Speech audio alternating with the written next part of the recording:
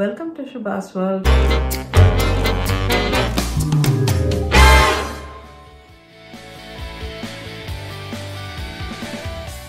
Video details ku போறதுக்கு முன்னாடி shout out time.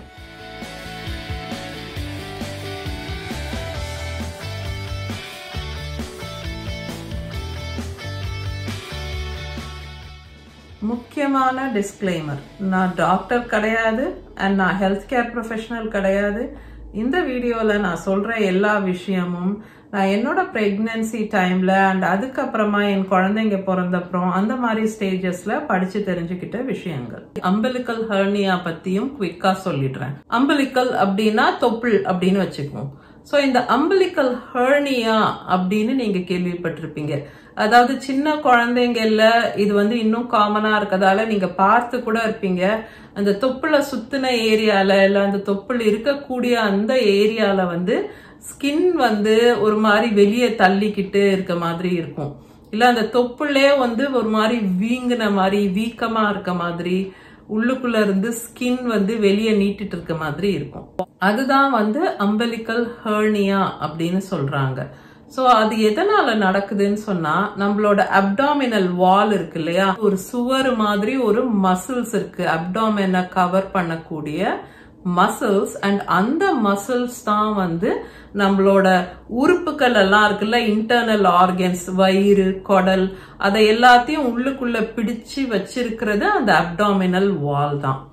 சின்ன குழந்தைங்கள்ல அவங்க வயிற்றுல இருக்கிற டைம்ல எல்லாம் அப்டாமினல் வால் ஃபார்ம் ஆகும்போது அது முழுசா சேராத பட்சத்துல அந்த பெல்லி பட்டன் கிட்ட அந்த தொப்புள் ஏரியா கிட்ட எல்லாம் அந்த அப்டாமினல் மசில்ஸ் வீக்கா இருக்கக்கூடிய ஏரியாஸ்ல அந்த கேப் மாதிரி இருக்கிறதால அந்த இடத்துல அந்த உள்ளுக்குள்ள இருந்து இருக்கக்கூடிய டிஷ்யூஸ் இல்ல குடல் இன்டெஸ்டைனோட ஒரு சின்ன பகுதியோ அது துருத்திட்டு வெளியே நீட்டிட்டு இருக்க மாதிரி இருக்கும்.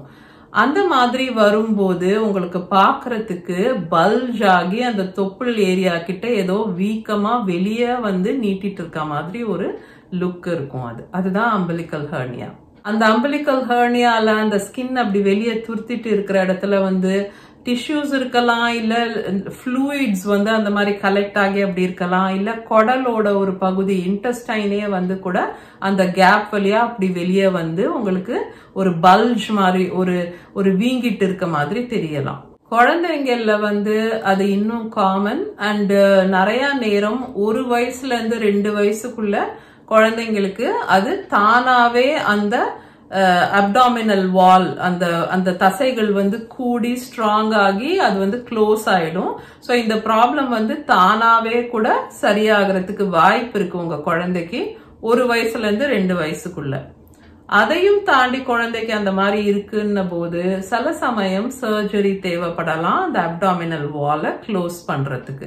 பெரியவங்க யாருக்காவது இப்படி இருக்குன்னு நீங்க கேள்விப்பட்டீங்கன்னா அவங்களுக்கு தானா சரியாகுமான்னா கிடையவே கிடையாது. சர்ஜரி தான் ஒன்லி ஆப்ஷன். அதே மாதிரி அடல்ட்ஸ் யாருக்காவது திடீர்னு அப்படி அவங்க நோட்டீஸ் பண்றாங்க இல்ல அப்படி இருக்கு, அந்த வயிற்றுல இருந்து அப்படி அந்த ஹெர்னியா மாதிரி இருக்க மாதிரி இருக்குன்னா அவங்களுக்கும் சர்ஜரி தான் ஒரு பெர்மனன்ட் சொல்யூஷன் தரும். Okay, next point. ரொம்ப காமனா நம்ம ஊர்ல தொப்புள்ள நல்லெண்ணெய் வைக்கிறது, விளக்கெண்ணெய் வைக்கிறது, அந்த மாதிரி ஹேபிட் இருக்கு. உங்கள நிறைய பேருக்கு அந்த குவெஸ்சன் இருக்கலாம், அது ஓகேவா, அது சேஃபா சேஃப் இல்லையான்னு. ஆக்சுவலி எனக்கு இதை பத்தி ஆனஸ்டா எந்த ஐடியாவும் கிடையாது. என்னோட 2 குழந்தைங்களும் இங்கதான் பிறந்தாங்க இல்லையா. சோ இங்க அலோபதிக் மெடிசன்ஸ் தான் ஃபாலோ பண்றோம் நாங்க. இங்க ஆயுர்வேதா அந்த அளவுக்கு காமன் கிடையாது. சோ இங்க ஆயுர்வேதிக் டாக்டர்ஸ் கிட்ட அந்த மாதிரி நாங்க கன்சல்ட் பண்றதுக்கு சான்சஸ் இல்ல.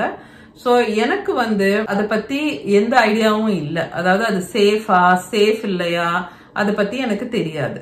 இன்கேஸ் நீங்க இந்தியால இருக்கீங்க அண்ட் உங்களுக்கு ஆயுர்வேதிக் டாக்டர்ஸ் கிட்ட போற ஃபெசிலிட்டி இருக்கு, ஆப்ஷன் இருக்கு அப்படின்னா நீங்க உங்க ஆயுர்வேதா டாக்டர் கிட்ட போய் குழந்தைங்களுக்கு அந்த மாதிரி யூஸ் பண்ணலாமா, ஆயில் தொப்புள்ள எண்ணெய் விடலாமா அது சேஃபானு கேட்டு தெரிஞ்சுக்கோங்க. அண்ட் எனக்கு அதை நீங்க கமெண்ட்ஸ்ல சொல்லுங்க. ஸோ நம்மளோட வீடியோ பார்க்குற வியூவர்ஸ்க்கு அது ரொம்ப யூஸ்ஃபுல்லா இருக்கும். ஓகே, ஸோ உங்க எல்லாரையும் நான் இன்னொரு வீடியோல மீட் பண்றேன். until then take care.